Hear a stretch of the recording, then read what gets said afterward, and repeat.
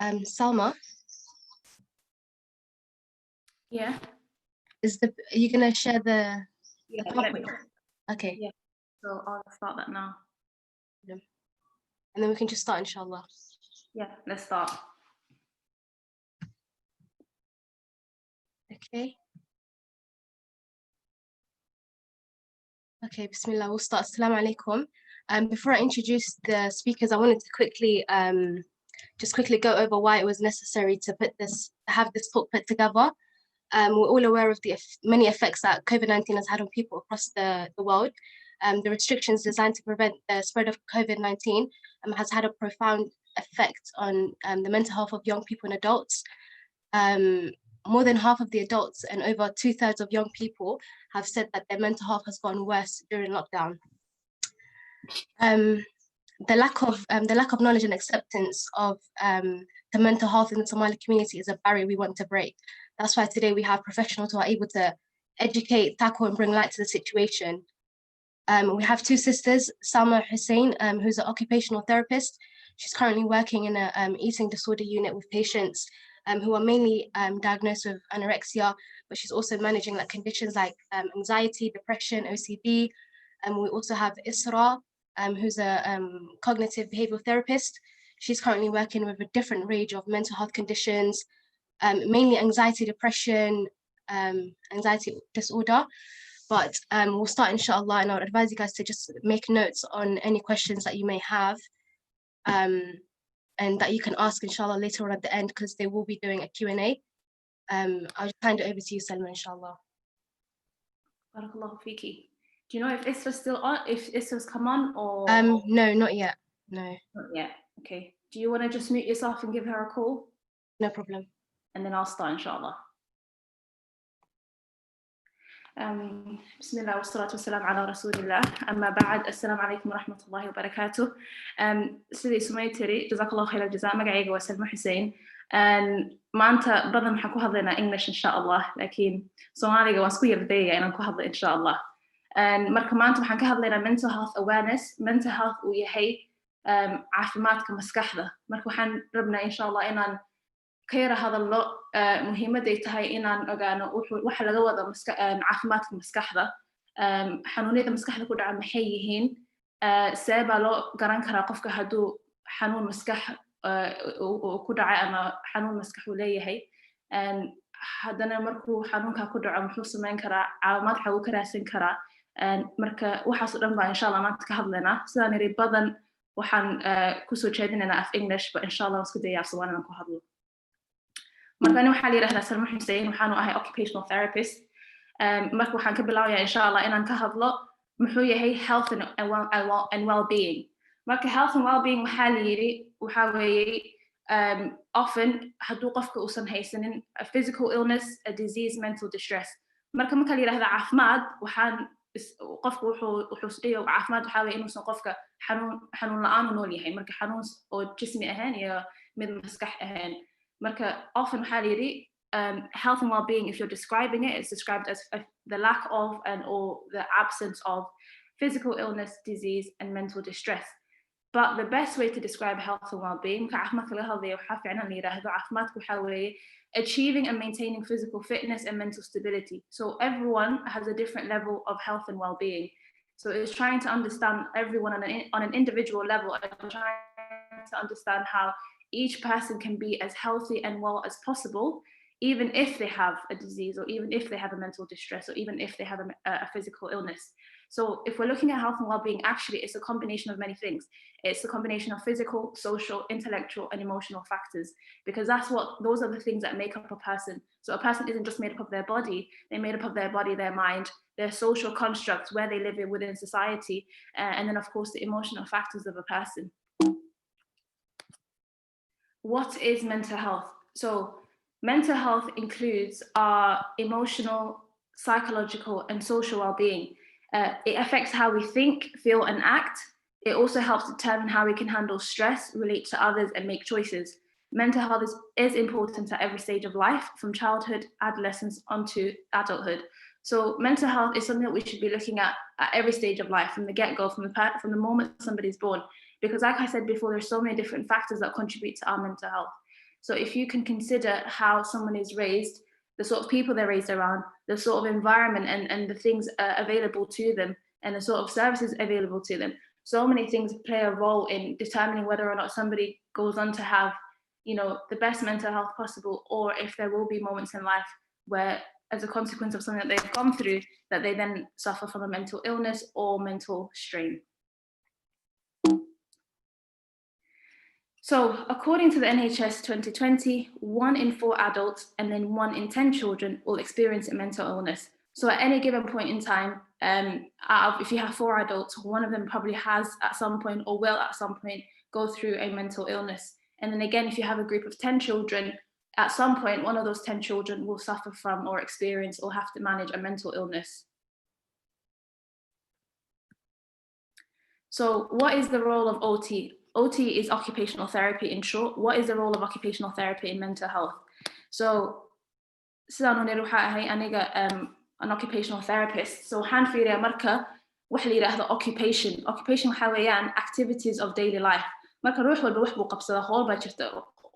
Maalin walba qof walba howl buu qabsanaya, howshay ka mid tahay inaad soo kacdid, inaad ismeeri kartid, inaad cadeyn kartid, inaad isdhaqi kartid, inaad dharkaaga xiran kartid, inaad cuntayn kartid, inaad dadka aad la kulmi kartid, shaqaad aadi kartid, waxbarasho aad gali kartid. Marka waxaasoo dhan waxaa la yiraahdaa occupations, oo waxaanu sameynay intaan noolnahay nolosha dhexdeeda. So occupations are the activities and the roles, responsibilities of everyday life. So as an occupational therapist, I understand the importance that people should be able to engage in meaningful activity. So if somebody wants to be able to do something and they're not able to do it, why is that the case? Why can't they do it? Is it because of a physical illness or is it because of a mental illness? So when it comes to looking at mental health, I'm looking at things that will promote good mental health, so activities that will promote good mental health. And if somebody is already suffering from or experiencing a mental illness, how can the activities that they do in their life or the activities that they want to do but can't do can help with their recovery? So ultimately what I'm trying to do as an occupational therapist is help people achieve personal goals, and the personal goals are different. Some person might just want, their goal might just be, I want to be able to look after myself individually. Another person might want to be able to go into work. Another person might be able to want to engage in leisure activities. And another person might want to be able to participate within their community. So when we say participate within their community, is it somebody who wants to be able to Masjid ka aado? Is it somebody that wants to Duruus ka qayb galo? So laga yaabaa qofka hadduu xanuunsanayo ama xanuun maskaxda xanuun inay maskaxdiisa ku dhacdo, laga yaabo qofkaas inuu ka yaraa cabsado inuu bulshada dhex galo, inuu dadka uu la hadlo ama dadka uu isbartaan. Marka qofkaas xanuunkaas wuxuu ku saameynaya inuu qofkaas uu ka mid noqdo dadka bulshada iyo the community. So waa inaan aragnaa marka qofkaas seebaa loo caawin karaa, maxaa loo qaban karaa markay noqoto qof hadda Soomaaliyeed oo Muslim ah oo doonaya inuu dadka ka mid noqdo.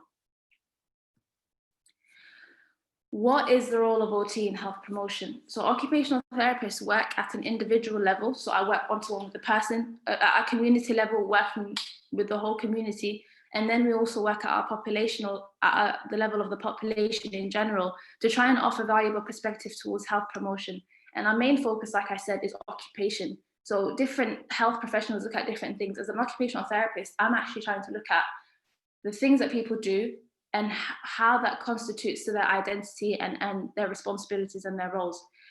So therefore, occupational factors will impact the health and well-being of a person. So the sort of occupational factors that in mental health that I would consider include like the perceived meaning of daily occupation. So how meaningful for someone is it to be able to work? How meaningful is it for them to study? How meaningful is it for them to be able to engage and go out with their friends and family?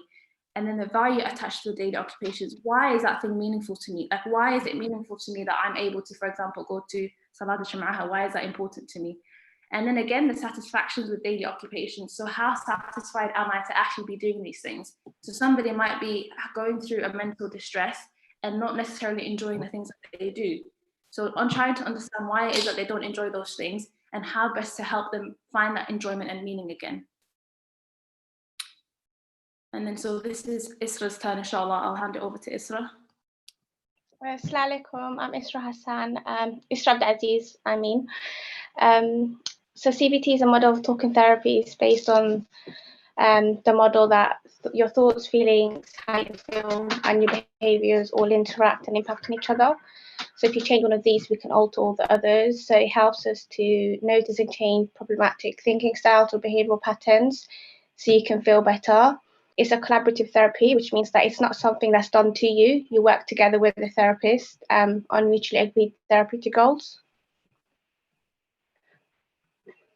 So CBT has, so its role of health promotion is that it's been shown to be the most evidence-based treatment for most mental health disorders. It can help you stop negative cycles of thoughts, behaviors, and emotions by helping you notice what's making you feel anxious, unhappy, or frightened, and then it helps you to challenge and manage these factors. So CBT can allow you to take control of your mental health by learning what to change in order to improve your mood. It's short-term therapy. So what that means is it's usually 3 months, it's usually 12 to 18 weeks, 12 to 18 sessions, in comparison to other models like counseling or the psychodynamic model where a person can go to therapy for years on end. And the reason why it's short-term is that we want to empower people to be their own therapists. And that's essentially what CBT does in health promotion. Okay, so now we'll move on to something called anxiety. And anxiety هذا af Somali ku fasiro waxa weeye walwal ama walbahaar oo fara badan. Marka maanta waxaan ka hadlaynaa insha Allah anxiety oo aan irin waa walbahaar iyo depression oo loo yaqaano murugo. So labadaas baan ka hadlaynaa insha Allah maanta khaasatan. Laakiin kuwa kale tan waa dul maraynaa insha Allah. So what is anxiety? Walbahaar maxaa weeye? The experience of anxiety is very similar to the experience of fear. So والبهار waa qof yara cabsanayo waa cabsi oo kale laakiin cabsidu ku yara duwan yahay. The main difference is that anxiety occurs in the absence of danger or real danger, I should say. Marka qofka markuu cabsanayo sababtu cabsanayo waxa weeye wax ka cabsiyayba meesha yaala ama jooga. Laakiin markii noqoto walbahaar ama walwal fara badan laga yaabo qofka inuu iska walwalayo asagoosan jirin mushkilad. So that's the main difference. The anxiety occurs in the absence of real danger, but fear, of course, comes about. It's a natural thing. It comes about because there's an actual fear there, or there's an actual reason to be afraid. So a person may think that they're in danger, but the reality is they may not be. Yeah, so to give an example of that, so if you're walking down a dark alleyway, you might think that you're in danger, but you're not. So the feelings that you're going to go through is the same as fear. So the anxiety and the fear is exactly the same, but it's just a perceived danger, and that's exactly what anxiety is. It's a perceived fear. Perceived fear, absolutely, exactly. And I guess we'll come on to it anyway, but it comes from a natural place, doesn't it? The whole concept of anxiety, it comes from it is associated with fear. It's just more intensified fear. Yeah, so it's essentially your brain is identifying a dangerous situation, and then you get the fight or flight response. So it's meant to help you actually. So if you see, if you're in danger, the fight or flight response gives you the adrenaline to react, to fight or flight. But whereas perceived fear, there's nothing for you to actually, deal with. Therefore, it's just uncomfortable for you. Yeah, absolutely. So looking at the statistics with anxiety, in 2013, 8.2 million cases of anxiety were reported within the UK alone. And the statistics showed that women were twice as likely to be diagnosed with anxiety. And then again, here are some figures: 7.2% of 5 to 19-year-olds experienced an anxiety condition. And in 2017, 3.9% of 5 to 10-year-old children had an anxiety disorder, as did 7.5% of 11 to 16-year-olds, and then 13% of 17 to 19-year-olds. So anxiety is a big umbrella which many different conditions can fall under. So panic disorder, general anxiety disorder, or GAD for short, social anxiety, post-traumatic stress disorder, PTSD, OCD, borderline personality disorder, eating disorders. So just to talk a bit about a few of these, general anxiety disorder is just general worries that a person has from day to day. So it could be about someone's children, it could be about work. It's very broad, the worries aren't specific, it's day-to-day things, and it's kind of called the the worry disorder, because the person will even worry about worrying. So am I worrying too much? How is this impacting me? Social anxiety is where a person has anxiety specifically in social situations. So it's usually public, so around other people, new people. It can be very specific, like speaking in front of people or just being around new people.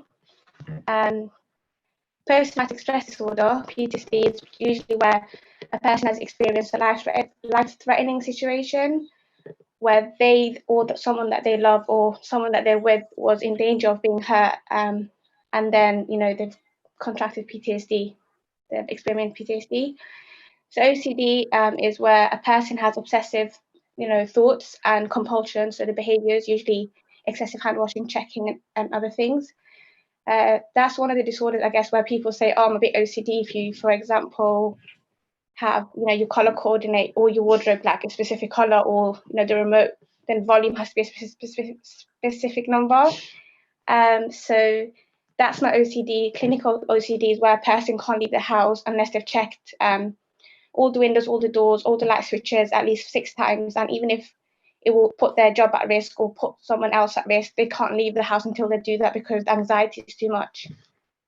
Am I also right in thinking that the obsessive compulsive disorder actually have underlying core beliefs with them?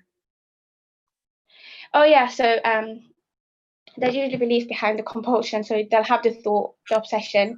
So I need to do this, and they need to do the compulsion because they have a belief that if I don't do this, then someone's going to get hurt or something bad is going to happen, and so that's why they have to do it.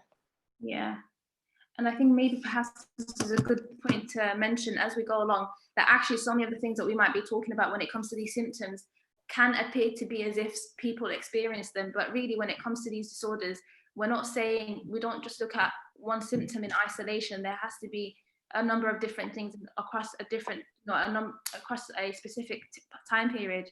Is that not right? Like, we look at the frequency and the intensity. So some people might be sitting here thinking, "Oh, I can relate to that," but actually a lot of these things we can all relate to, but it's about knowing when it becomes a disorder, isn't it? Yeah, exactly. It's all about how it's impacting your day-to-day functioning. So if your anxiety is stopping you from going out, doing things, then therefore, it's probably better for you to get help for it. Yeah. Do you want me to move on to the next slide? Oh, you're going to talk about eating disorders. You work with that. Yeah, of course. So of course, I work, like we said before, I work in eating disorders. Can you guys hear me fine, by the way? Yeah. Okay. So I work in eating disorders, and the best way to try and explain eating disorders is that it is an anxiety disorder, in that for the most part, people develop an eating disorder at any point in their life. And it can always happen for a number of different reasons. So some people have gone through a traumatic experience, other people have gone through extremely stressful situations, and some people have just really gone through the day-to-day social pressures that we all go through in the society. It happens mainly to women, but out of the 100 people, 25 of them could perhaps be men with eating disorders. 25% of the eating disorder population are actually men, so it does happen to men as well. The main one is anorexia, and of course that's somebody who is at an extremely critically low weight because they've either stopped eating completely, so they don't eat at all, or they eat a lot and then they vomit it out, and then that's also called it's a different type of anorexia. But really and the reason why it goes under the anxiety disorder is because the eating disorder develops as a consequence or as a result of wanting to control a situation that you can't control. So often people with an eating disorder turn to trying to control what they eat and what they consume, because that's how they try to deal with the anxiety that they're going through.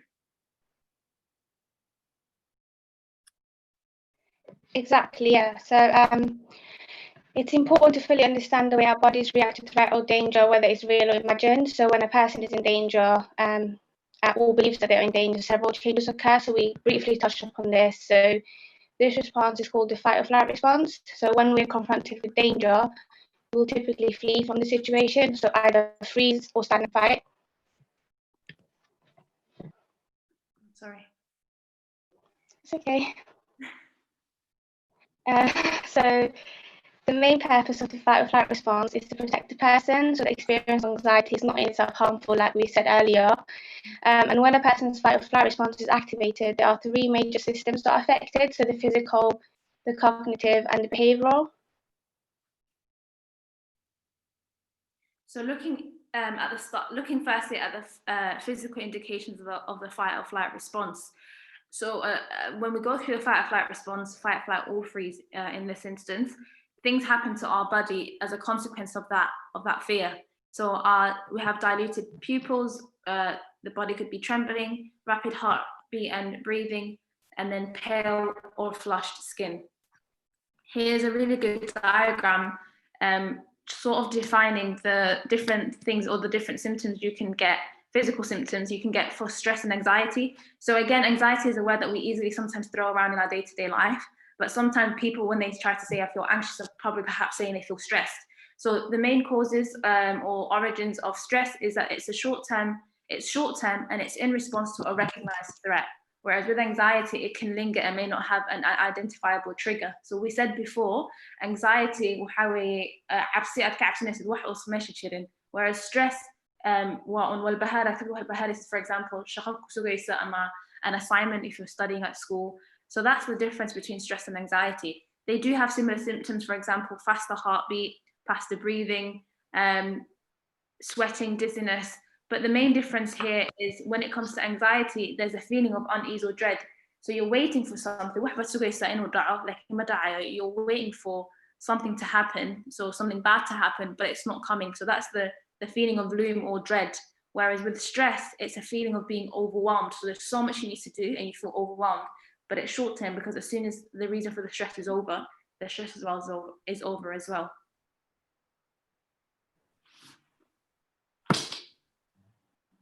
Yeah, and just to touch on that a little bit. So with stress, usually you might be stressed, just before an exam, just before a big test, like a driving test or an event, for example.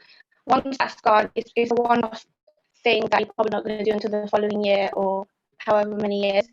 Whereas with the anxiety, with the different disorders, because it's a perceived threat and the situations you encounter are going to be continuous, it's a vicious cycle you're going to be stuck in, so it doesn't go away. Yeah.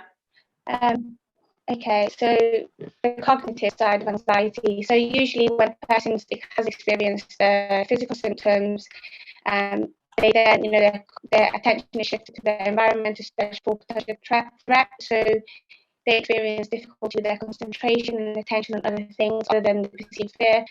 And most of the times, because it's a perceived fear, the threat can't be found. So just to give some examples of how this, cognitive. So just to give an example of how this comes across in different disorders. So with social anxiety, because the perceived threat is inwards, they think that, I'm going to look stupid, or, I look silly, or I'm going to embarrass myself. All their cognition is focused inwards. Whereas with PTSD, the threat would be their environment. They think that they're in danger because of their environment, so their cognitive focus is outwards.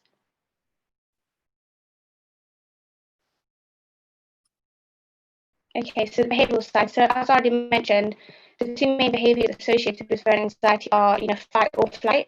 So because of the overwhelming urges associated with this, so when you have the fight or flight response, if you're not in real danger, or even if you're in perceived danger, it doesn't feel nice to have your heart beating fast and to have your adrenaline feeling hot. So you have that desire to escape wherever you are, and after, because of our social environment, it's not possible. So people might express these urges through behaviours like foot tapping, pacing, snapping at people, and being irritable. And in terms of disorders, I'm sorry to cut you off. I'm just noticing that your voice is very, very cracky. Yeah. Are you on a specific surface or something? I'm not entirely sure if that has an impact on your microphone. Oh, can you not hear me properly? I don't know if mine is cracky, but yours is. And maybe if you join again. Oh, yeah. Sorry. Do you want to join again? Just try and leave it and then come back. Me? Yeah. Okay. Okay, I'll do that now. Okay. While we wait for her, I can't see any. I don't know if there's any questions just now, or any feedback that maybe we can No. cover. She comes back. No, that's fine. We'll give her a minute.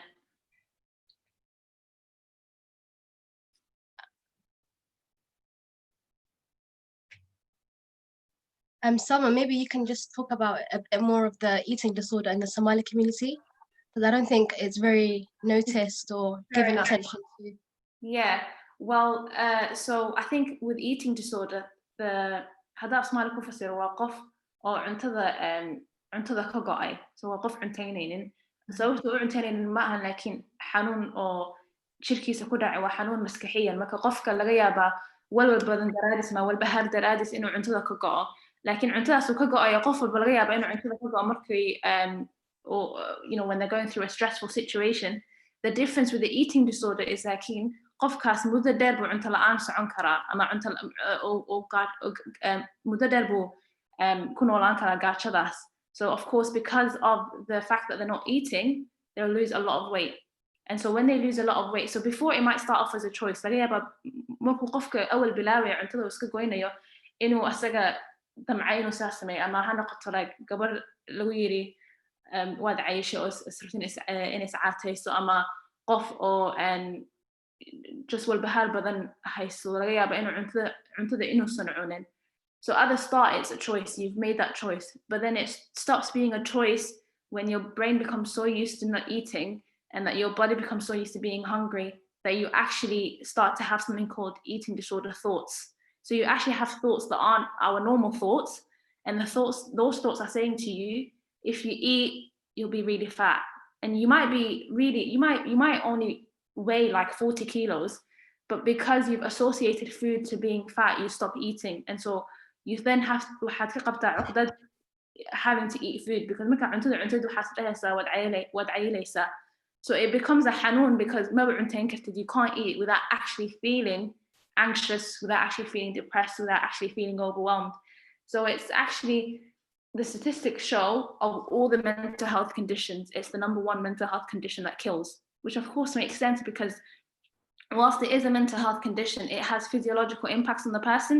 So you not eating, of course, affects your body. And if your body can't function the way it needs to function, then inevitably you're going to die because you've starved yourself. I don't know what the statistics are for the Somali community. Of course, it happens in the Somali community as well. There's no doubt about that.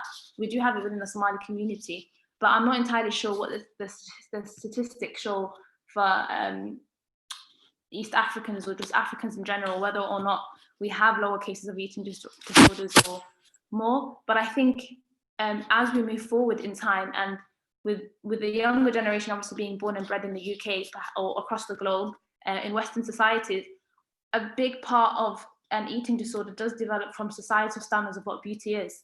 So a lot of girls might feel pressured to dieting and might feel pressured to needing to over-exercise.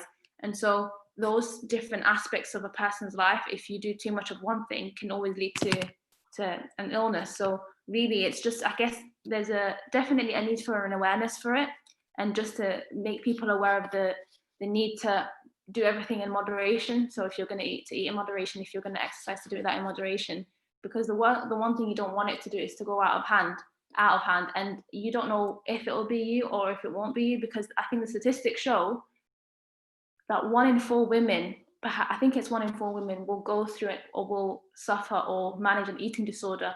And the thing about an eating disorder is, again, like any other mental health illness, it can happen at any age. So somebody could be absolutely fine up until they reach the age of 60 and then develop an eating disorder.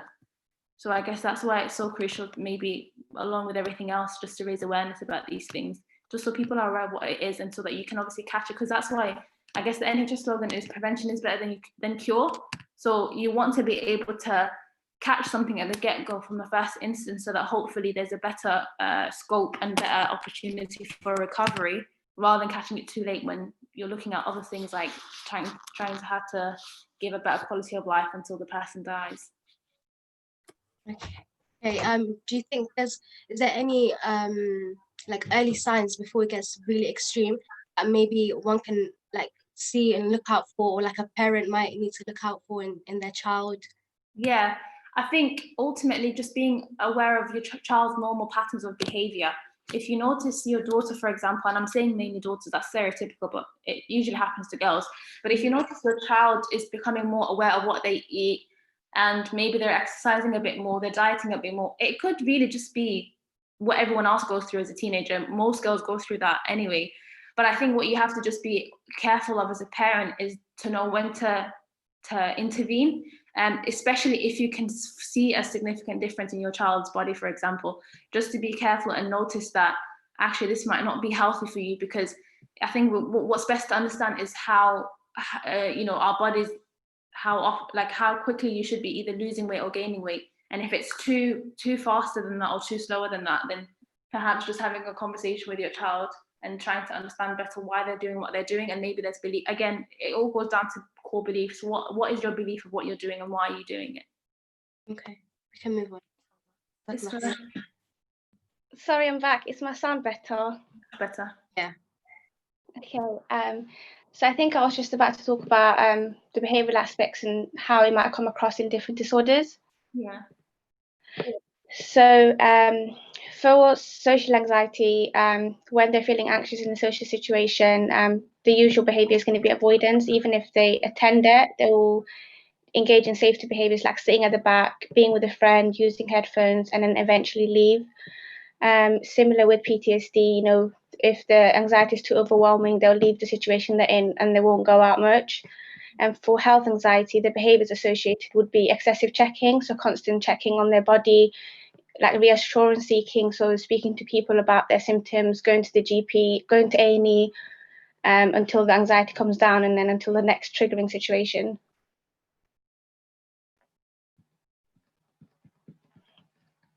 So anxiety is a disorder.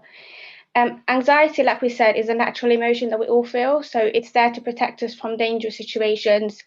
For example, even when sitting tests, adrenaline you get could help you. So it's not a bad thing in itself. It's only a bad thing when it becomes a disorder.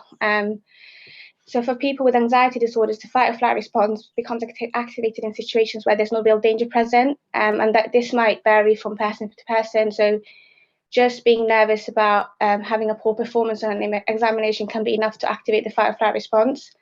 So this is diagnosed as a disorder when a person can't manage a function adequately in their daily life because of the frequency and severity of the symptoms of anxiety.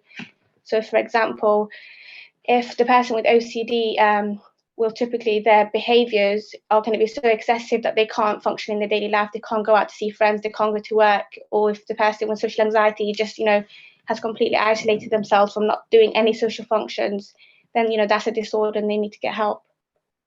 However, it can be functional as well. So some people can be functional with their anxiety disorders, but it might be impacting them in different ways. So it might be giving them a lot of stress, or it might be making them very low.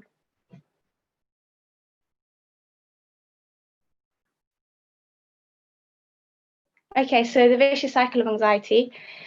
So typically, speaking broadly about all of anxiety, the person will perceive a danger. They will then avoid that situation that they're in because they think they're in danger. They get like short-term relief. However, because usually the thing that they're avoiding is, part of their daily life that they have to do. So then they will encounter that situation again. They will be in that situation eventually, no matter how long it takes, and then they will just have another anxiety, sort of triggering fight or flight response, and so on. So in CBT, what we would do to help the person with this is that we will help them to challenge their beliefs. So you might think you're in danger, but are you really in danger? So what we do is we'll do that usually through exposure, so behavioral experiments. What that means is that it's called graded exposure. So we don't tell a person to go into their most, anxiety-provoking situation. You'll do it through a hierarchy. So a person with social anxiety, their most, anxiety-provoking situation might be speaking in front of 30 people at work. So that will be at the top of the list that they would eventually do. And at the bottom of the list could be just to go to a cafe with a friend and then to make an order, so speak to the waiter, make small talk, and then they would usually repeat the behavioral experiment several times until the anxiety comes down, and then so on. So now we're going to talk and move on to depression. Depression of Somali, I think, So we'll talk about depression now. Now, the word depression is a word that's used in everyday language to describe several feelings. So this is looking at the word rather than the clinical term depression. So often you hear people saying, "Oh, I feel depressed," and the thing that comes up is, feeling sadness, feeling frustration, feeling disappointment, and sometimes feeling lethargy, which is obviously lack of energy to do things. These are the sort of contexts in which we often use depression in our day-to-day life. Clinical depression, however. So this varies from every day. So we all say like, "Oh, I'm feeling a bit depressed today," and it might just be that you're feeling a bit down. So that doesn't mean you're clinically depressed. So clinical depression is really, really intense. It usually lasts longer than 2 weeks or more, and it significantly interferes with your effective day-to-day functioning. So if we look at the statistics of depression, according to the World Health Organization 2020, more than 264 million people are affected by depression across the globe. And at its worst, depression can lead to suicide, with close to 800,000 people dying every year. 24% of women and then 13% of men in England are diagnosed with depression in their lifetime. Depression often occurs or co-occurs with other mental health issues. And then depression occurs in 2.1% of young people aged between 5 and 9.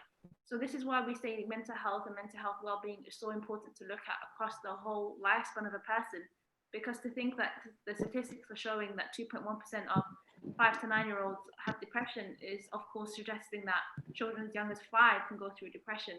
And I think, like we said before, all of these things like anxiety and depression and everything else that are associated with it, come about because of, or can come about because of, the experiences that somebody is going through. So if a 5-year-old is experiencing a traumatic experience, or if they're going through an extremely negative, household, or an extremely negative experience at school,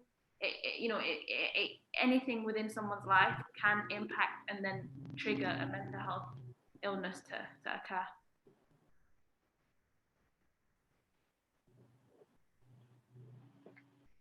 Okay, so when you have depression or anxiety, it doesn't mean that it has different stages. Some people are more mild, some people are moderate, some people are severe. So in its mild forms of depression, a person might not feel bad all day, but they will still feel a sense of gloom and dismal outlook. So their mood might lift with a positive experience, but it will fall again even with the smallest disappointment. Whereas in severe depression, a low mood could persist throughout the day, failing to lift even when pleasant things happen. And then the mood could also fluctuate throughout the day, so that it could be worse in the morning, but relatively okay in the afternoon. Okay, so this is just another example of how a person with depression could, is going to be stuck in a vicious cycle of feeling depressed, and then because of their thinking patterns, having negative thoughts, having a negative outlook on life in general, themselves, the future, having increased lethargy, feeling tired, reduction of activity and social withdrawal, loss of pleasure and achievement. So in therapy, what we would do is, we will tackle this by looking at the thinking patterns they engage in, trying to change their thinking from, negative to more balanced and realistic. So we're not going to change it to positive. It's not about living in la la land and, pretending everything's, really perfect. Just look at situations objectively rather than subjectively. Where are your thoughts coming from? Why are you thinking in that way? And then getting them also to do behavioral activation, which just means getting them to be more active in their day-to-day life, depending on how functioning they were. So this might be getting a person to, wash, make the bed, make food if they weren't really functioning that well, or if a person is functioning, fairly well, getting them to do more things that they enjoy so that their mood can be lifted. So this negative triad is, it kind of explains the thinking pattern of a depressed person. So the thoughts a depressed person has is a major feature of their depression, and this usually comes about from the early experiences and the beliefs that they've developed as a result of those early experiences. So typically, they'll have negative views about themselves. So I'm worthless and inadequate. Negative views about the future. So I'll never be good at anything. Nothing will ever improve. Negative views about the world. So everyone's against me, or the world is just like a really bad place. So just very hopeless.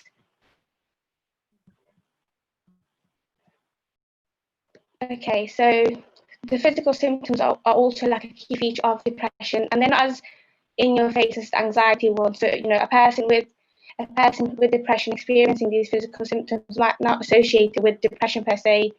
So there could be changes in sleep patterns, changes in appetite, and it will vary from person to person. So a person might not be able to go to sleep and they will have disturbed sleep patterns, whereas a person might be sleeping a lot, another person might be sleeping a lot, and another person might eat a lot and gain weight, whereas another person might just not be eating a lot and they will lose a lot of weight and so on.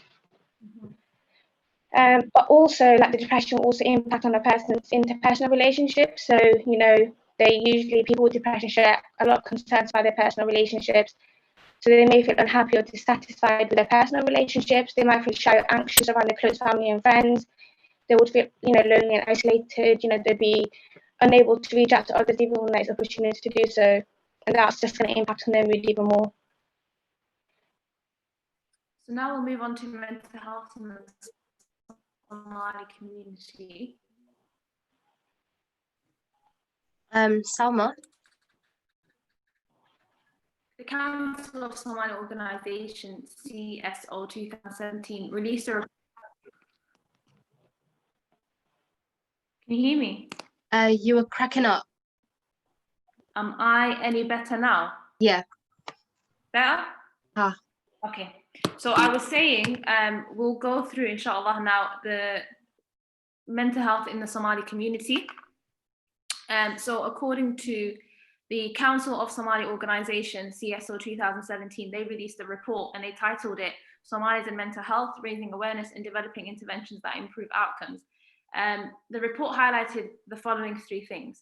It highlighted the challenges faced by Somalis in the UK, the causes specific to Somalis in the UK developing a mental illness, and the recommendations for promoting mental health in the Somali community.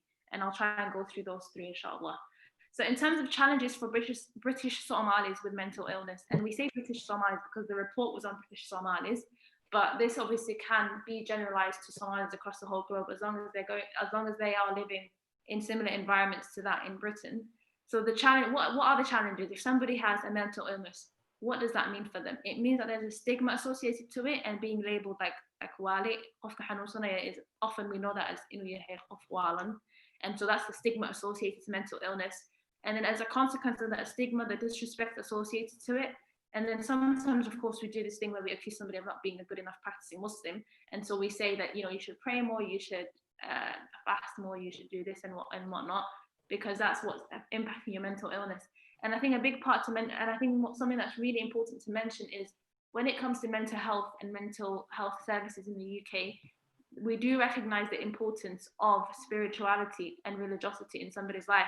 So later on, inshallah, we'll come to talk about the Islamic perspective of it. But for the most part, a lot of professionals are understanding that a big part of somebody's mental well-being is that they are able to do the things that are meaningful to them in their religion and in terms of spirituality. So we obviously, as Muslims and as mental health professionals, advise people to be able to increase in their worship of Allah subhanahu wa ta'ala, but we're also understanding that there are certain mental health conditions in which, irrespective of how much somebody is worshipping Allah and how much they're practicing their religion, they will still be trialed and tested with a mental illness. So what are the causes of mental illness in Somalis, British Somalis? A few of the things that the report showed was experience of racism, unemployment and welfare dependency, isolation due to language difficulties, mainly the older generation. Again, that's youth. So when I say mental illness affects different people at different stages of life, we also have different reasons and different causes. So while the older generation may suffer when it comes to their mental well-being because of language difficulties, the younger generation may struggle with their mental illness because of an identity crisis. So trying to understand who they are and what they are. Are they Somali? Are they British? What are they? Trying to navigate through society as, I guess, second generation immigrants and trying to also adhere to their religion. Lack of suitable housing, lack of useful networks within and outside of the Somali community. So what were the recommendations from this report? They recommended utilizing Islamic teachings as preventative factors of mental illness. So this report recognized and appreciated that actually, teaching people about Islam and being able to encourage people to can improve their mental well-being. Public awareness of mental health, transforming community attitude and perception of mental illness, encouraging the culture of expression and acceptance. So actually opening up. Yeah, sorry, Isra. Sorry, I don't know if it's just, is it like, it's voice cracking up? Am I cracking up, did you say? I don't know if it's just my sound that's acting up. Yeah, I think it's yours. Okay. Try and fix it. Carry on, someone. Okay. So the recommendations included transforming community attitude, encouraging the culture of expression and acceptance, and then finally promoting health equality. So now moving on to mental health during COVID-19, people reporting moderate to severe depressive symptoms increased by 19.2% in June 2020. And here's a quote that says, "We know people already struggling with their mental health or with related issues like problems with employment, housing benefits, and debt have been hardest hit by coronavirus. But today's figures also show how the pandemic has affected people who were previously well and are now experiencing depressive symptoms for the first time." So people who already were struggling with their mental illness were going to struggle with COVID. It was a difficult time in the pandemic. But what the research has shown, what the statistics have shown, is that people who before perhaps were mentally well were also struggling from the pandemic and the restrictions associated to COVID-19. Here's a diagram, and I'll try to explain it the best that I can, to explain why the mental health of people was impacted during the COVID-19 pandemic. So in occupational therapy, we have a model called the person, occupation, environment model. So it's the idea that the best performance that somebody can go through, so when it comes to living their best life, if you like, is right in the middle where everything overlaps: occupational performance and participation. So there are different things that make up a person. So they're psychological, cognitive, neuro, behavioral, physiological, and spiritual. And then you've got the environment. So you've got your physical environment, your social environment, your economic environment. And then you've got the occupation, which I said was activity. So if you minimize or get rid of one of those things, or something impacts one of those things, then that can impact the well-being of someone. So if you think about it, if everyone was going to work and studying and suddenly we were told to stay home, that means that suddenly we've been restricted in how much physical environment we have access to. And we also then have limited access to our social environment, how many people we can come into contact with. And because then we don't have the ability, for example, to attend the Masjid, that means that our spiritual needs aren't being catered for. And if we were people who perhaps were going to the gym or going out for walks and doing things that we can't do anymore, then those also impact us as a person physically and cognitively. So it's realizing that actually it takes one thing for our life, within our life, to change for our mental well-being to become a bit unstable. So it's so important to be aware of those things, because when you don't have that thing, you then have to consider, well, what can I do instead in the place of that thing so that I can look after my mental well-being?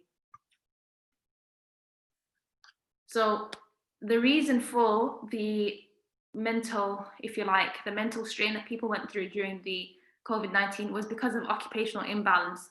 So an occupational balance is when everything in your life that you need to do is at a perfect balance for you. Again, it's so different for everyone. One person, their occupational balance may be that they work long hours, but for somebody else, it's to be able to work short hours so that they can be with their family and, look after their children and so on. So the reason for the impact on our mental health is because of the occupational imbalance that we were going through during the COVID-19. What does this mean? It means basically that changes to the roles and routines that we had as a result of changes to our work and study patterns, social engagement with friends and family meant that we weren't able to live our life as we would normally.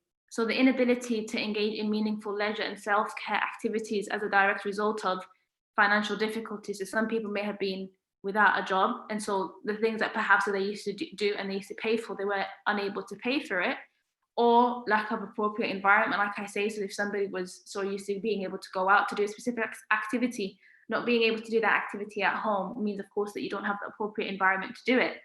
And then, of course, the extra demands that came with COVID-19. So, for example, full-time childcare during lockdown, whereas a lot of parents may have before not necessarily had to deal with their children 24/7, because in the society that we live in, we each either go to school and work, but suddenly everything was mixed up, and so there was no roles, and our roles and routines had changed drastically, which then meant we had to then learn how to adapt a new way of living.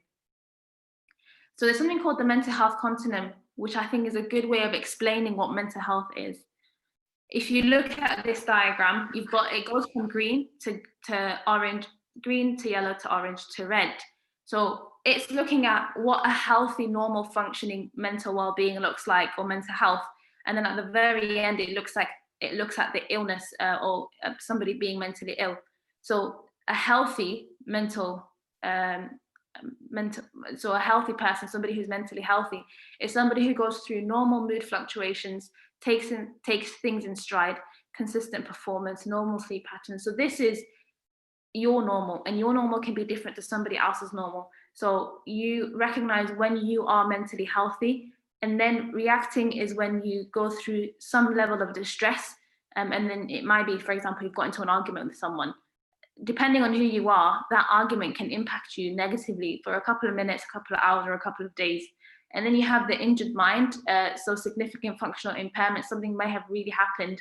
So like a decreased performance in academics or at work, something significantly impacts your mental health, but it's not enough for it to lead to a mental illness, if you like. So maybe like a extreme stressful assignment or an extremely stressful work project that you need to do. But it's almost impacting your life in that, for example, you can't sleep, or you're avoiding going to social gatherings, or you're just withdrawing from certain people. And then finally, being ill is when you've got a clinical disorder or severe persistent functional impairment. So you'll notice at the very top, the green and the yellow, it says the recommendations are to look after yourself and to seek out social support, from the people around you, friends and family. But when it comes to the injured and ill mind, that's when you should be seeking out professional care. And unfortunately, within the Somali community, because we're not understanding of all the time, not understanding of the need to look after yourself when you're in the green and the yellow columns, we reach a point perhaps where we end up in the orange and the red. So we reach a point when actually it's not good enough seeking out self-care and seeking out social support, that we really need to start looking at professional care. But the whole concept of preventative measures and health promotion is to try and get people to understand what mental health is whilst they are in the green and the yellow, before they move on to the other side of the spectrum. Here again is basically the same thing. If you're at green, you're excelling, thriving, surviving, struggling, and then red is in crisis. I think this is a really good diagram for everyone to just think about just now and think, where is my mental health just now? Just now today, where would I put my mental health at? And again, this could be so different tomorrow. It could be so different from yesterday. And I think that's why it's so important to be able to check in with yourself and understand how you're doing mentally. And understanding how you're doing mentally will also hopefully give you a better indication of the right questions to be asking the people around you, so that you know how the people around you are doing, so that you can help them if need be.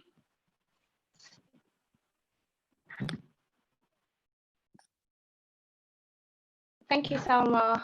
Can you hear me okay? You're slightly crackly, but it's okay. I think we can manage. Should I go and come back again? Sure. Do you want me to continue and then you can pick up from wherever I stop?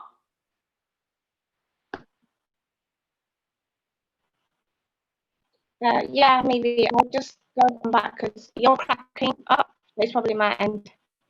Okay. Sumaya, can you hear me fine? Yes.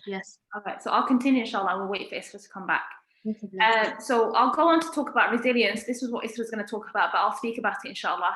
Resilience is the psychological quality that allows somebody to be able to be knocked down by adversities of life and then come back up at least as strong as before. We all have resilience built within us. What can affect our resilience is our environment, the people around us, and the experiences that we have. Mental health disorders do not discriminate, and it can impact anyone at any time in life, at any stage of their life, regardless of their gender, their social class, race, or religion. So somebody could be Muslim, they could be Somali, and they could be going through a mental health condition. The same way that if you think about it, cancer doesn't pick and choose who it wants to impact. you can be Somali and you can have cancer, you can be something else and have cancer. In that same way, mental health disorders can impact every single person on earth. So it's so important for us as Somalis and as Muslims to try and better understand what these mental health disorders are. In the case that perhaps, and we seek refuge from Allah from any illness, that it does happen to one of us or it happens to one of the people that we care for. So an individual can face several hardships in life and be resilient until there is a critical incident which can cause them to develop a mental health disorder like anxiety or depression. It does not have to be immediate and it can be a gradual process.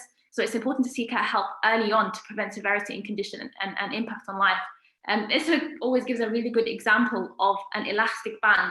So if you imagine resilience is an elastic band, and different elastic bands have different elasticities.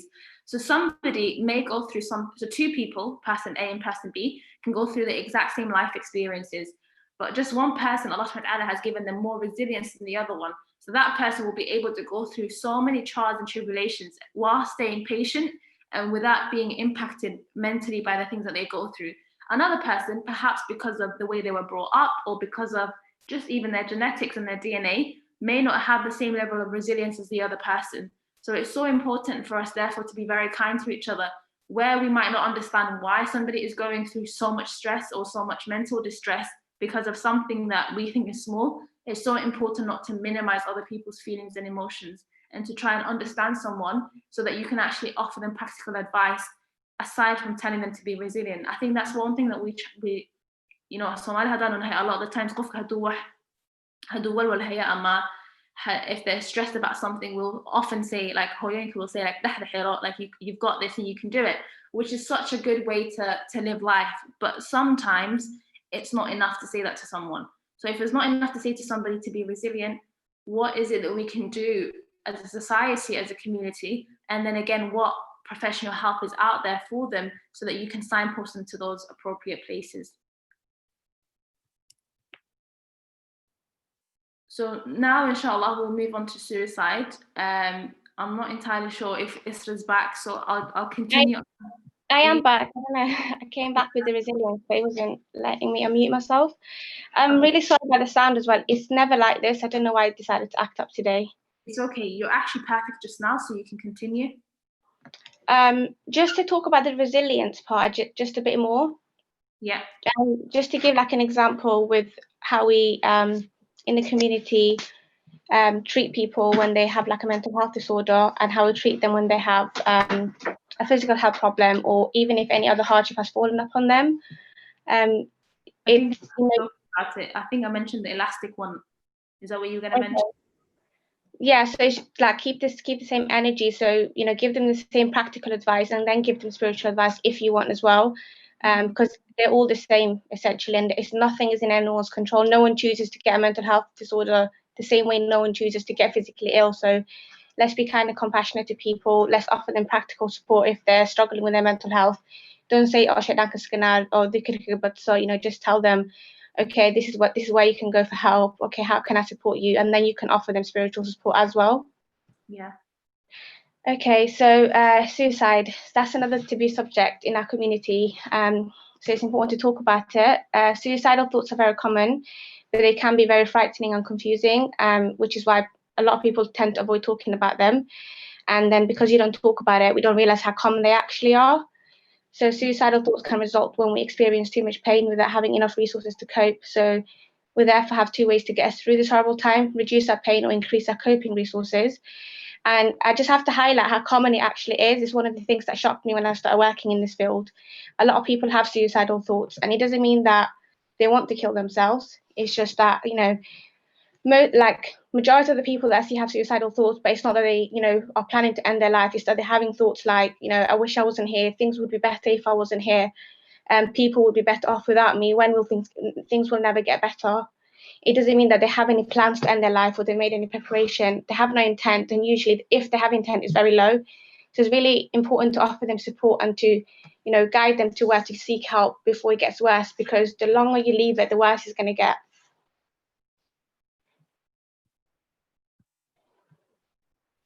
So looking at the statistics of suicide rates, close to 800,000 people die due to suicide every single year globally. It's the third leading cause of death among 15 to 44-year-olds globally. And in 2018, it was recorded that 6,154 people had committed suicide, which means that more than 16 people per day took their life.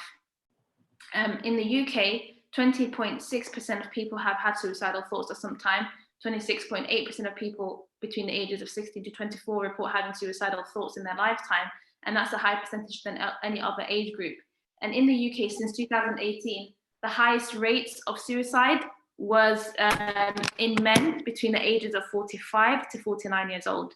The other statistic, going back to the first one, is that for every 40 seconds in life, or every 40 seconds in this world, somebody decides that they're not good enough to be on this earth. So for every 40 seconds that we're experiencing, somebody has decided to kill themselves, which just goes to show how many people lack, I suppose, the will to live because of the things that they might be going through.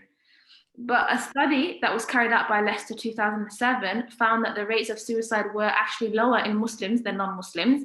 However, the attempted suicide in Muslims did not appear any lower than that of non-Muslims. So I think one thing that Isra had said as we were talking about this is that it just goes to show that, yes, although the person's religion is a protective factor for why they don't want to kill themselves, they've reached a point where they haven't sought out help. So they've attempted to commit suicide. And normally when we say attempted suicide, that means somebody who tried to kill themselves but didn't succeed. And the reason they really actually didn't succeed isn't because it just didn't happen for them. It's because actually it was the last cry for help, that I need help, somebody please help me. And so that's how they try to gain that attention. Is that right, Isra? Yeah, sorry. You actually reminded me that, usually people have protective factors, which one of them is usually religion, family, friends. So within our community, that protective factor of religion can be like a double-edged sword. So it's the reason why you wouldn't, act on those thoughts, but it's also the reason why you would feel even more shame and guilt for having those thoughts. So just understand that, if you're struggling with suicidal thoughts, that these thoughts will pass. So we have like 60 to 80,000 thoughts each day. This is just one of them. These thoughts are telling you something about your environment and how you're feeling in the present moment that you're in. So you can see how can change your environment, situation, and feelings. So just know that suicide is a final solution to a temporary problem or problems. You can overcome the thoughts and current situation, but you can't come back from suicide. No. So, if that resonated with you, if you're a person who is struggling with suicidal thoughts or know someone who is, these are some of the resources available. Take yourself to a safe place where you're not going to harm yourself. Try and speak to one of your supporters, friends, family, etc. Let them know your thoughts and feelings. Call your GP and ask for an emergency appointment. Call the Samaritans, their excellent listening service that's free and open, like 24 hours a day. And the number is 116 123. That's a free number. Or you can call your local crisis team. So because we're doing this for Quba, that would be Hillingdon. So their urgent advice helpline is 0800 023 4650.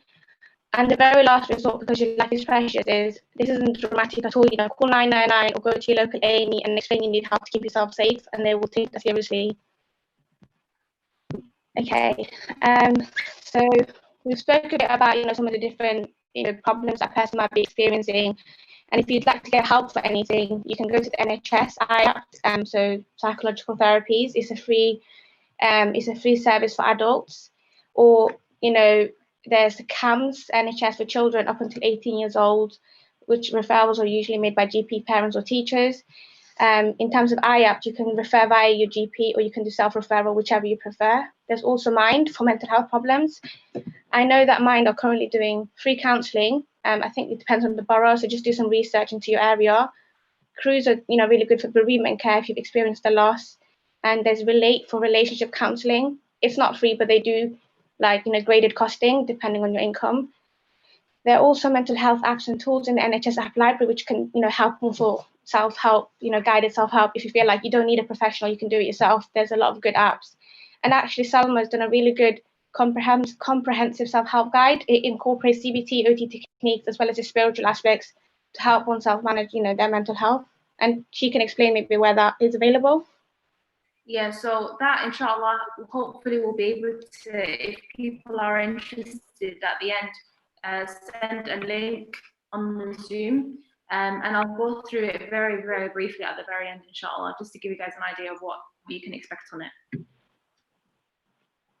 Okay, so thank you, Samuel. I'll talk a bit about IAP because that's where I work. So like I said, it's a free psychological therapy service. It's available to adults on the NHS. You can refer yourself on, you can Google, your area one, like so Hillingdon Talking Therapies, Hounslow, Ealing, whichever one, or you can go to your GP and they will refer you. So psychological therapies, it can help with common mental health problems, like the things that we have been discussing, stress, anxiety, and depression, and which therapy you offer depends on which one has been shown to be the most helpful for your symptoms. And the reason they say which therapy is that in IAPT, they also offer counselling. So the difference between CBT and counselling is that CBT is all about working in the present moment. So what's impacting you now? How can we get your life better now? Whereas sometimes people are more stuck in their emotions from the past and things that have happened in the past. So the counselling would be more effective for that.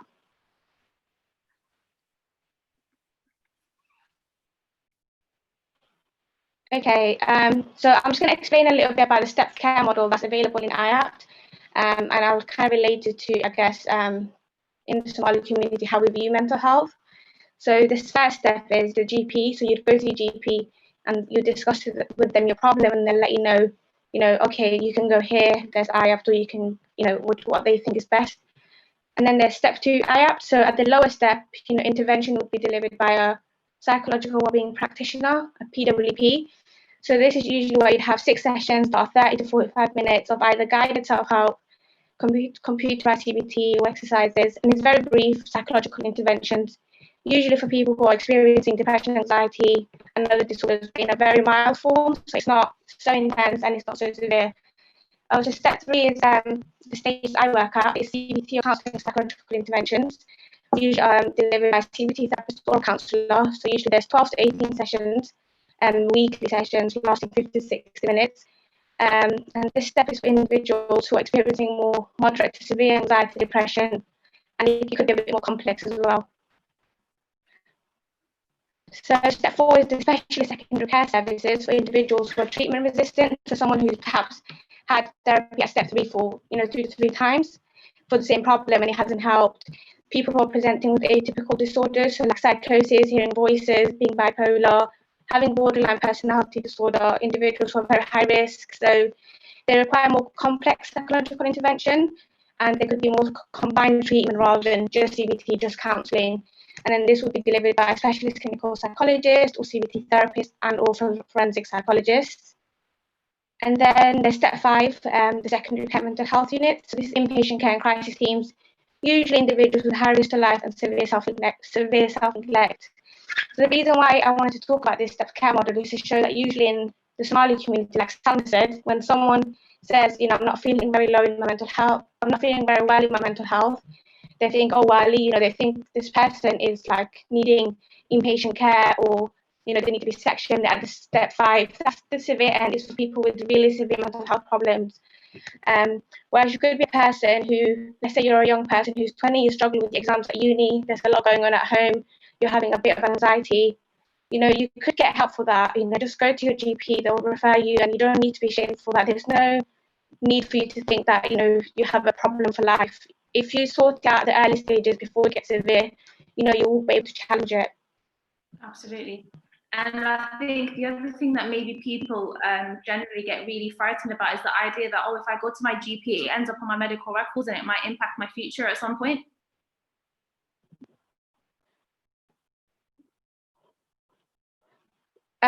Yeah. So I think your voice broke up, but it's probably my sound again. But just to answer that, yeah, so everything is confidential on your records. Your employers don't have access to your records. No one has access to your records unless they need it. And even us healthcare professionals, we need a reason to access someone's, records. So everything is seen. So if I go on someone's, data and I look at the data, if I don't have a good reason for that, that's me breaching data protection, and I can get prosecuted for that. So your data is protected, and these things are normal. People do experience mental health issues. Are you okay, Salma? Hello? Yeah. Yeah. Did my voice go again? Yeah. Oh, yeah, sorry, I'm okay. Can you hear me and see me fine? Yeah? Yeah. Okay. I think it's I'm sorry, Isra, I think it's you. Sorry, I don't know what to do. No problem, no Okay. problem. It's not terrible, but inshallah we'll work with it. Okay, it's never done this before. I genuinely don't know why he's doing this today, honestly. So you're fine. Huh? Continue. Yeah, it's okay. Are you sure? You can talk about self-compassion. I can go and come back again, or we're nearly done. Should we just carry on? So do you want to talk compassion then? Yeah, just finish up this one and then I'll do my part. Do you want me to go and come back? I don't know. It's fine. Do you want to carry on? I think you should carry on with this one. It's the only one left for you anyway. Okay. So self-compassion, being the compassionate self. So mindfulness, self-compassion involves recognizing when we're stressed or struggling without being judgmental or overreacting. Being kind to yourself, so being supportive and understanding towards ourselves when we're having a hard time, rather than being harsh or self-critical. And remembering that everyone makes mistakes and experiences difficulty at times, so we're not alone. So just to give you an example of how to be kind and compassionate to yourself, and how most of us probably sometimes struggle to do that, is how do you speak to your friends and family compared to how do you speak to yourself? Do you think about how you speak to yourself? So if your friend or family has made a mistake, do you tell them, like, how could you do that? You're such a horrible person, or are you encouraging towards them? Or compared to when you make a mistake, how do you speak to yourself? Do you tell yourself, what a stupid person I am, or how, I'll never be able to do anything? The reason why you are encouraging towards your friend or family is because you know that your words would impact on them. You're very careful how you speak to them. You don't want to hurt them. So that's the same way that your words are going to hurt yourself. You might not think about it, but the critical voice that you have inside your head does impact on how you feel and what you do. So just be more kind and compassionate to yourself. So finally, we're on to the last one, inshallah, and then we'll hopefully take on any questions that you guys have. So moving on to the spiritual aspects of mental health and mental well-being. This is from this is a small part of the hadith of the Prophet ﷺ, in which he says, ألا وإن في الجسد مضغة إذا صلحت صلح الجسد كله وإذا فسدت فسد الجسد كله ألا وهي القلب.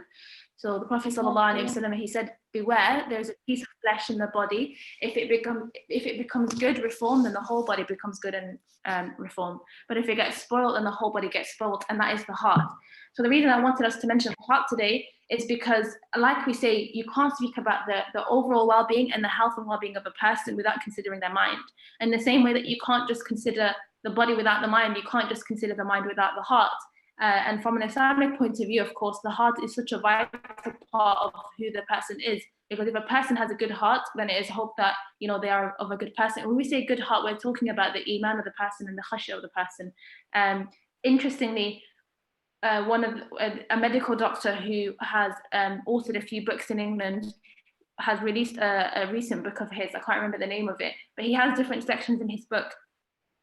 So he has the body, he has the mind, and then he had something that the section called the heart. As a medical doctor, he wasn't actually talking about the actual physical heart that pumps blood, but he was talking about the heart that poets talk about, that authors talk about, that writers speak about, that artists talk about, the heart that feels love, the heart that feels pain, the heart that feels emotion. He was talking about that heart, and he was trying to say, from a non-Islamic point of view, that it's so important to look after the heart in order to look after our overall well-being. And as Muslims, we already know the answer to that. The answer to looking after our heart is to be able to connect our heart to Allah subhanahu wa ta'ala, and the hope that by connecting ourselves to Allah subhanahu wa ta'ala, with or without a mental illness, that it actually impacts us positively every single day for the acts that we do to please Allah subhanahu wa ta'ala. And in that same way, somebody who's tested with a mental illness, although of course as clinicians we're promoting and we're suggesting and we're highlighting the necessity to be able to seek out professional support. We're also saying that the best place and the first place that you should seek aid from is Allah subhanahu wa ta'ala, because actually if we look at, am I breaking up? Is it any better now? Talk. 1, 2, 3. Yep. Okay. Fine. What part did you break? What part did I break at? Majority of it from when you started talking about Allah. Okay, so you can hear me fine now. No. Okay, great. So what I was basically trying to say is that you can't look at the well-being of the mind without looking at the well-being of the heart. And as Muslims, we understand that the well-being of the heart comes from attaining taqwa of Allah subhanahu wa ta'ala and seeking aid in Him. And I was trying to say that the Islamic point of view for medication therapy or anything like that is that actually this is a means. Allah subhanahu wa ta'ala is the one who wills for us to become better. So you take medication not because you have faith in the medication, and you don't go to therapy having faith necessarily in the therapy, but you have faith in Allah subhanahu wa ta'ala that Allah will give you a solution in that regard by His will. So it's just understanding that whilst you seek out professional help, that we shouldn't negate the necessity to look after your spiritual well-being and your connection with Allah subhanahu wa ta'ala. So this is a quote by Ibn Qayyim rahmatullah alayh, in which he says, "The sick body is harmed by things which do not affect the healthy body. A small amount of heat or cold, the sick one being intolerant to this, someone healthy unbothered. Likewise movement, the healthy person is uninhibited, the sick person struggles. Likewise the heart, like the body, can become sick. If there is a disease in the heart, then the smallest doubt, lust or desire may affect it, because of the diseased heart may not be able to repel the doubt when faced with it. The heart that is healthy and strong, it repels those things easily, and even more than that." So it's just being aware that whilst we do look after our mental health and our mental well-being, we should equally also be able to cater to the heart. So looking at the rights of the self, because Isra mentioned the need to be self-compassionate to yourself. What does Islam say regarding that? Islam actually tells us that the body and the self has a right upon us. Aisha radiallahu anha, she reported that the Prophet sallallahu alaihi wasallam, he said, he was sent, he said to Uthman ibn Mas'ud, he came to him and the Prophet said to him, "Oh Uthman, do you not desire my practice?" And Uthman said, "O Messenger of Allah, no, by Allah, I seek your practice." So the Prophet sallallahu alaihi wasallam, he said to him, "Verily, I sleep and I pray, I fast and I break my fast, and I marry women. Fear Allah, O Uthman, for your family has rights upon you or over you, and your guest has rights over you. Verily, your own self has rights over you, so fast and break your fast, pray and sleep." So this again goes back to what I was saying about occupational balance. So as a Muslim, you understand the need to be balanced with regards to your activity. You should give your Allah subhanahu wa ta'ala His due rights. You should give your family and the people around you their due rights. And ultimately, you should be able to, and you should give yourself your due rights, because how can you give the due rights of anyone else if you're not giving your own nafs its due rights? So here is again a quote in which Salman radiallahu anhu, he had said to Abu Darda, he said, "إن لربك عليك حقا وإن لنفسك عليك حقا ولأهلك عليك حقا فأعطي كل ذي حق حقه." فأتى النبي صلى الله عليه وسلم فذكر ذلك له فقال النبي صلى الله عليه وسلم صدق سلمان.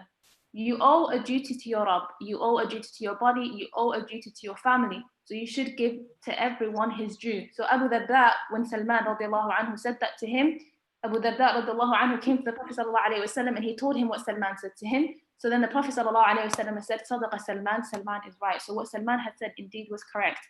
To be able to look after yourself and to be able to look after each single thing in your life is so important. So Isra had mentioned that I'd put together a small PDF of, so the PDF is called Be Well, Bil Amal wal Iman, in hope and faith. The PDF has a number of different stages or different parts, if you like. The reason I wrote the PDF was because I wanted to have something for people who, when we were talking about the different stages of mental illnesses or mental distress, people who perhaps are at the two stages of either health or just at the start of becoming a bit distressed about something. So somebody who can and would suffice doing self-help for themselves. How best can we offer self-help booklets for Muslims? So I put together a few of the things that myself and Isra use at work. And some of the things here are, for example, SMART goals. So SMART stands for specific, measurable, achievable, realistic, and timely. Again, looking at weekly activity planners. So being able to balance out your day and knowing what you're doing each day so that you're not stressed about it, you're not worrying about it. so that you know what you're doing and trying to incorporate meaningful activity in your day-to-day life. Then I have a few things in different sections. For example, here it says understanding why you worry. It's trying to go through it and trying to, explain perhaps why somebody is worried. Challenging your core beliefs. So why do you think the way that you think?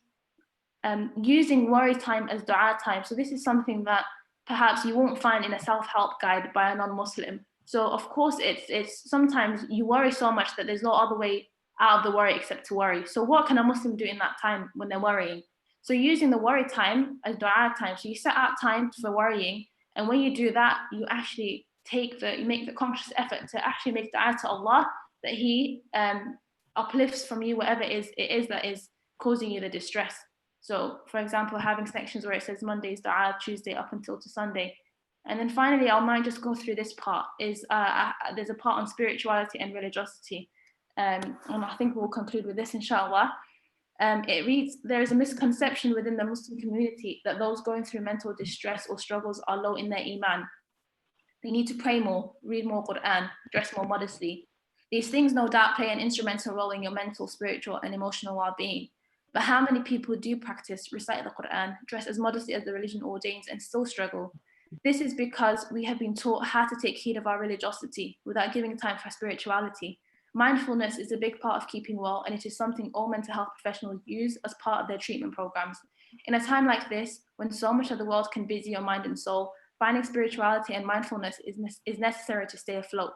The Muslim already has their source of spirituality. Your worship in Allah is an opportunity for you to detach yourself from the worldly affairs.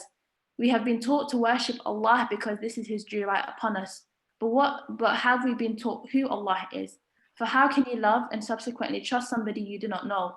For spirituality comes from seeking knowledge of your Lord and your religion. Mindfulness comes about when you try to perform worship that you struggle with to do, but hope to find peace and tranquility in. It was reported that one of the Salaf radiallahu anhum used to say, I struggled with my night prayer for 20 years, then I enjoyed it for 20 years. So just a little more patience, the victory of Allah is near. You will become greater than you feel today, more mindful, more aware, and more at peace. Surely with hardship comes ease.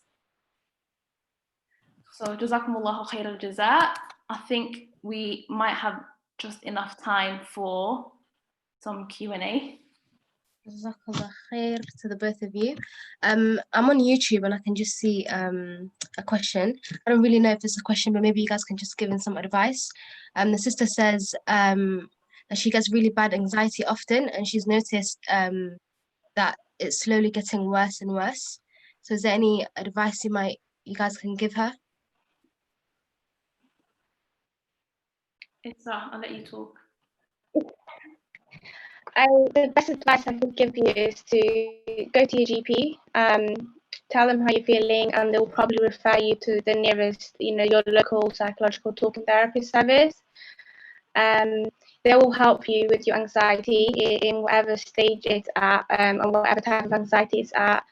And then also, Salma's self-help guide is really good in that you can start doing some self-help before you get seen, because you'll probably be placed on a waiting list. It's NHS, it's free, but because of we all know, unfortunately, we have long waiting time sometimes. So whilst you're on that wait list, do some self-help. I think Salma's guide is really good. But I would say go to your GP and get help for that. You don't have to suffer with it, and it's normal. These things happen to everyone. We all feel anxious or low at some point in our lives. Yeah, and to add on to that, I think even before you go to your GP or whilst you're trying to get to your GP, Isra made a good point of listing out all the online resources available.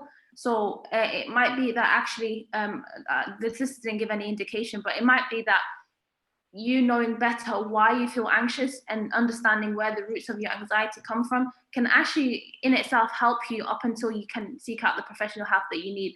So just trying to be more self-aware of yourself and the things that trigger you, situations of when you feel anxious. Why do you feel anxious? What can you do to calm yourself down during that episode of anxiety? Do you have close friends and family that you can talk to about it? If you can, seek out their support and their help, because it always helps to have somebody that understands or knows what you're going through. So if your anxiety comes about from, say, assignments, knowing how best to go about it. If you know you're feeling stressed about having to do the deadline? Can you start in advance? Can you, you know, break up your tasks that you need to do and make them more manageable? So I think anxiety is really feeling so overwhelmed with something and not knowing what to do with it. So the best thing to do, which we don't think about in the moment when we feel really anxious, is to actually break down the thing that is causing you the anxiety. Break it down so it's more manageable. Jazakallah khair. Sisters asked where they can access your PDF. Is that something you'll be able to send out, or is there a link? Or I will send you the link just now. I don't know how to share it, so I will send it to you just now so you can share it. Okay, so whoever needs the PDF or would like the PDF, you can just send in an email that we can send it to, inshallah, and we'll send that over.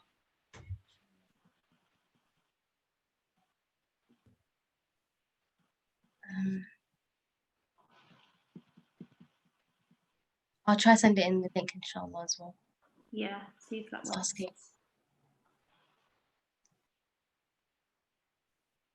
Whoever's got questions, you can just send them into the chat. Salma, do you want to go through the common myths whilst we're waiting for questions? My mind's gone blank. Is it on the?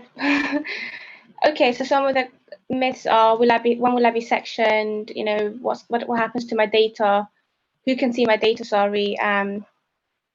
Will social services get involved? What else were there? I think those are the main ones.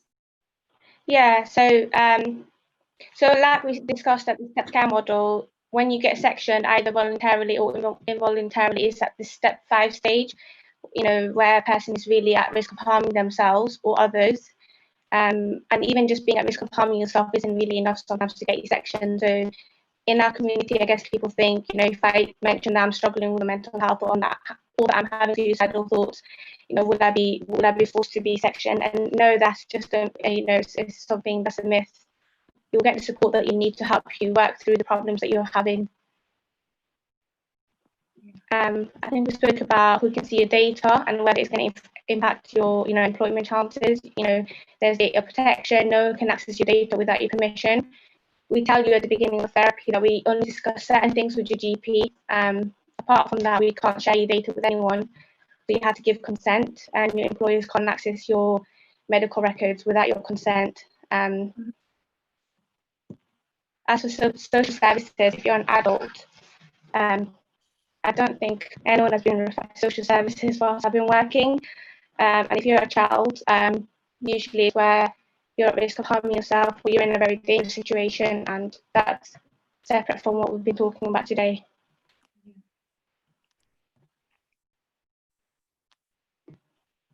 So I guess the point of those questions and debunking those myths are, if you are struggling with your mental health, you know, go to your GP, go seek help. It's not going to impact on your life the way that you think it is. If anything, it's there to improve your quality of life. It's nothing to be ashamed of. So any more questions? I'm going to look through any at the moment.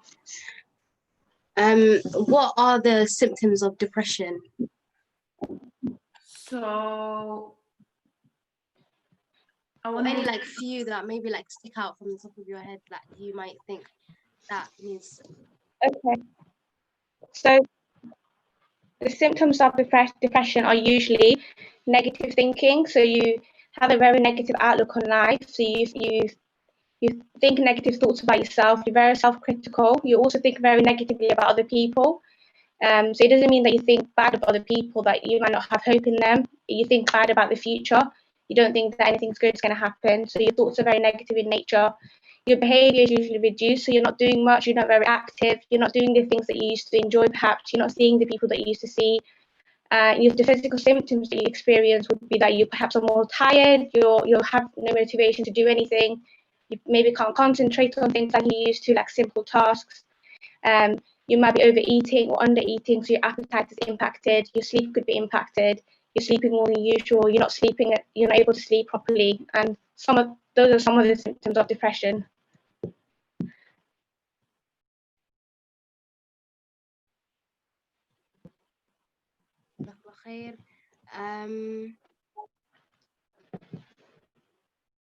Can you see that I've yes. So I don't know if it works. I'll just go off my phone just now so it doesn't.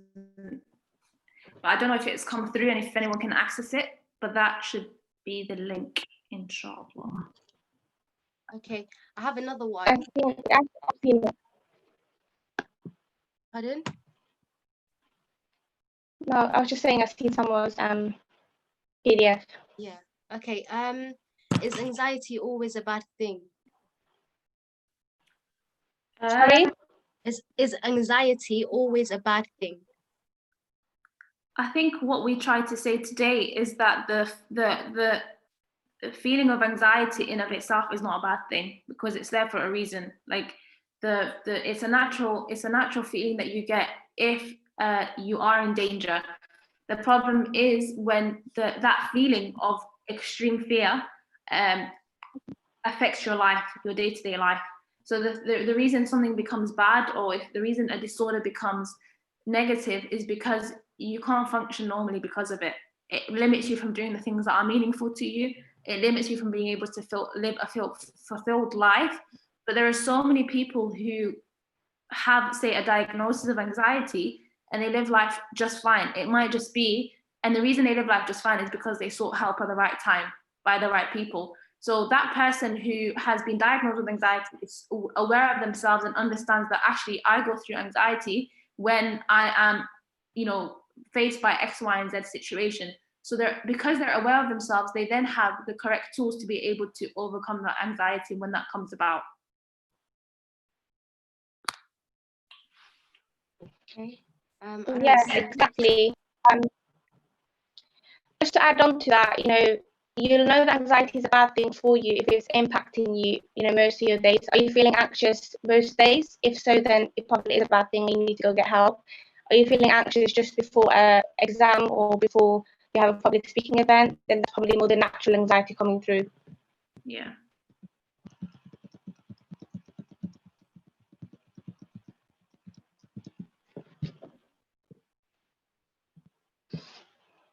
I don't see any other questions.